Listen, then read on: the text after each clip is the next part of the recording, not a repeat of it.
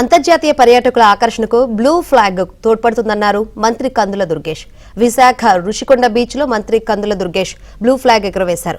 కొన్ని రోజుల క్రితం తాత్కాలికంగా బ్లూ ఫ్లాగ్ సర్టిఫికేషన్ ను డెన్మార్క్ సంస్థ నిలిపివేసింది. ప్రస్తుతం ఇక్కడ పరిస్థితులు చక్కదిద్దడంతో మళ్లీ బ్లూ ఫ్లాగ్ సర్టిఫికేషన్ లభించింది. ఈ క్రమంలో 2 రోజుల క్రితం ఫ్లాగ్ ను జిల్లా కలెక్టర్కు సంస్థ ప్రతినిధులు అందజేశారు. బీచ్ పరిశుభ్రతకు పర్యాటకులు పూర్తి స్థాయిలో సహకరించాలని మంత్రి కోరారు. ఏపీలో బీచ్ పర్యాటకానికి మరింత ఊతమిచ్చేలా ప్రభుత్వ చర్యలు ఉంటాయని తెలిపారు.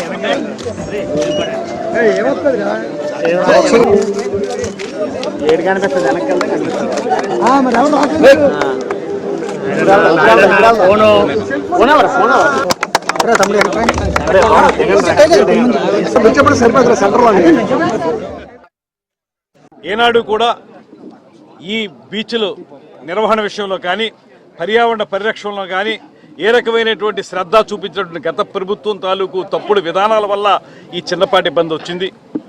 మేము పూర్తి స్థాయిలో చెప్తా ఉన్నాం.